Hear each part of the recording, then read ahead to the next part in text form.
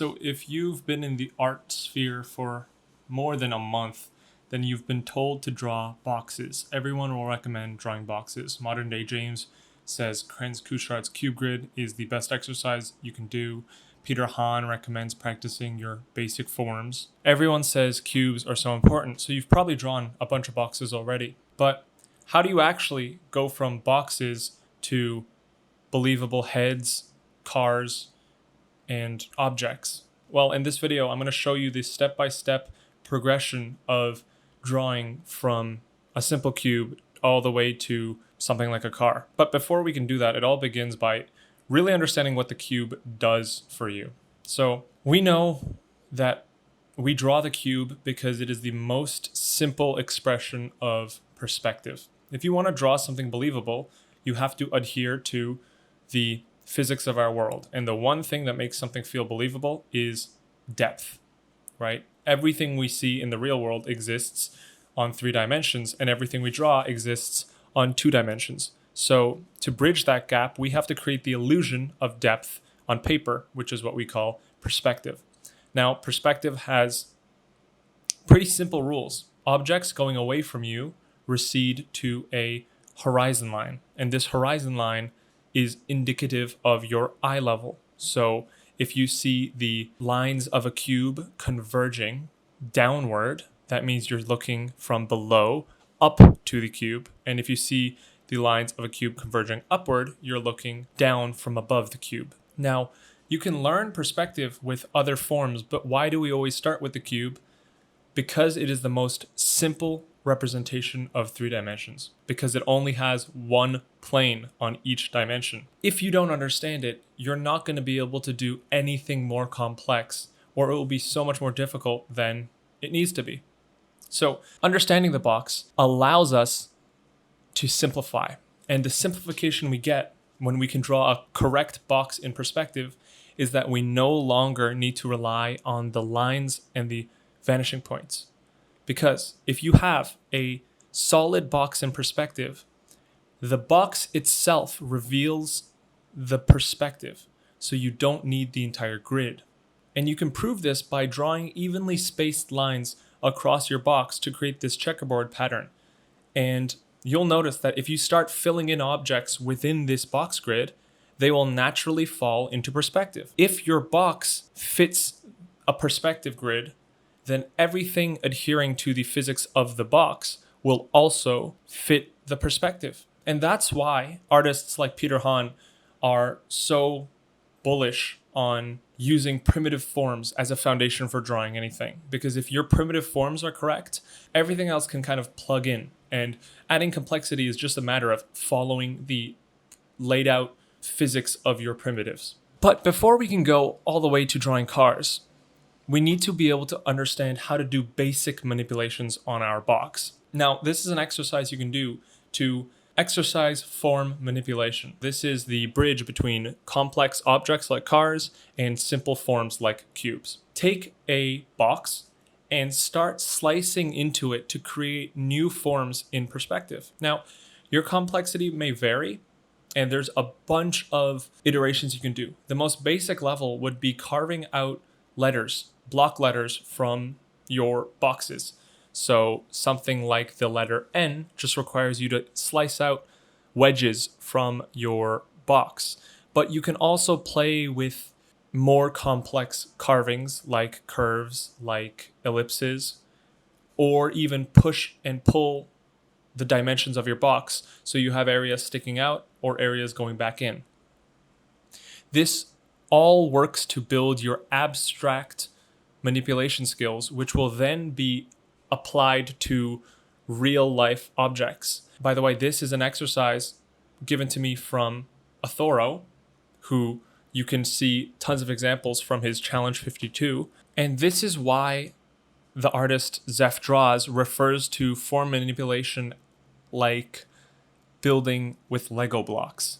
Because if you can play with these abstract pieces of form, when you apply them to something like a car, it is really just like building a specific design of Lego. If you already know how to put blocks together, you can just put them in a specific order, and then you'll come up with a car. But before we can know how to draw something like a car or draw ellipses, you have to learn how to draw them correctly. And when you know it, it all goes back to the box. Every object you want to draw can be tested or proven solid by referring to the box. So if you've tried to draw ellipses before, you know how hard it can be to get that feeling that it's an actual circle in perspective. It's super easy to mess up. So this is where using the box to build your ellipse comes in handy. And there's a simple pattern here, which is that the ellipse must touch all 4 midpoints on the box. If you can curve this correctly, you'll get a believable cylinder. Now, the ability to draw cylinders unlocks our ability to draw all sorts of subject matters, from machinery to rotating objects to cars. So I'd recommend doing 100 cylinder cutouts from a box if you're uncomfortable with it, as well as 100 plus slices. The more you can do, the better, because that's where we can now start applying this understanding of cubes and manipulation to real life subject matter. So the most obvious and straightforward application of a cube into real subject matter is going to be buildings, right? You can see how the internal structure of a box with its slices applies to a building. If you evenly space out the top line all the way to the bottom, you get this fan-like slice where all your windows follow the pattern. And like I said, it reduces the amount of thinking you have to do for the overall grid. But we can take this to even more complex subject matters, something like faces even, because you don't need an object to look like a box in order to apply a box structure to it. As long as there is a consistent line across an object, which in this case is the face, by drawing out marks that we know are parallel, for example, the eyebrows, the cheekbones, the lips, and the chin, we can indicate evidence of straight lines within the form. And if we can find straight lines, we can find the box. And as you can see here, this is how I'm carving out a structured perspective from my face and then building out a model accordingly. I've exaggerated the blockiness of these forms to show you that you can find perspective and a box-like structure in everything. But as you get more comfortable, you're not going to need to use as much structured design. You can use more organic flowing lines, which ties into a different topic known as organic volumes. But as you can see in these examples here, I'm marking out the internal lines of the box on the side so I know what direction straight means. And by following these directions, when I'm drawing my lips, my eyes, and any other feature of the face, I'm getting an innate sense of volume. The direction of the eyes and the direction of the nose and the eyebrows all follows the direction of the cube. So this is why we always use the box grid to draw anything. And even for more complex subject matter like this, I don't even know what this tool is. It looks like a drill.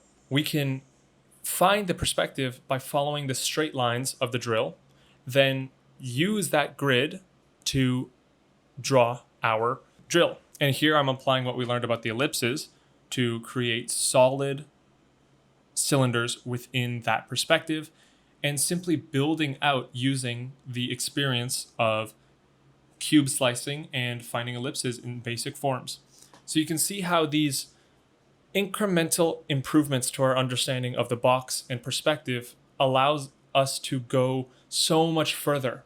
Now, a separate skill happening here is being able to see proportions. But you can see how just basic understanding of the manipulations of a cube can take you so far, and the epitome of this will be something like drawing a car. Now, when it comes to drawing a car, it might actually be easier than drawing a drill or a face, because a car is the boxiest of subject matter so far. It actually looks very much like a cube. So when I'm starting out this car, once I find the perspective of the car by following the lines, I'm getting something resembling a basic box already. And simply by slicing out the major shapes I see, you can see that already the car is proportionally accurate. As we build up the form, it's once again following the basic rules we laid out in the beginning. If you want to draw an ellipse, you first mark out the volume of the cube and then have the 4/4 of your ellipse touch the midpoints of your box. If you apply this consistently and your perspective is accurate, then you're innately getting a sense of perspective. And everything else that I do here is just dressing, right? If you build on a solid foundation, it's much easier to get a nicer image. So all I'm doing is adding value based on what I see. Now, the real benefit to anybody seeking to draw from imagination or create conceptual ideas with their drawings is your ability to manipulate what you're drawing to an extreme degree. So, for example, here, I'm drawing a taxi as I see it. It might be a little bit long, but by understanding the dynamics of a box, I can create a much more exaggerated view of the taxi simply by adjusting the base primitive box that the taxi details attached to. And you can create whatever mood or story you want from this. So a taxi like this gives a lot more sense of dynamism. Maybe the taxi's zooming by the camera. Regardless of the story you're trying to tell, the ability to manipulate the foundational forms fluently unlocks so much potential as an artist. So hopefully this gave you not only an idea of why it's so important to understand the box, but how to bridge the gap between maybe drawing a bunch of cubes and drawing subject matter that actually interests you. For homework, try box slices and drawing a bunch of cylinders in correct perspective using the box as the foundation for both of them. If you do them and you want some feedback, upload them onto my Discord channel, link in the description, and some of our frequent commenters and myself will give you some review or feedback if you'd like that. So hopefully you guys found this useful. Let me know what else you want me to cover, and let's both keep trying. All right, I'll see you guys in the next video. Thank you so much for watching, and thank you for almost getting us to 100K. That's pretty dope. Is that all? I think that's all. All right, bye guys.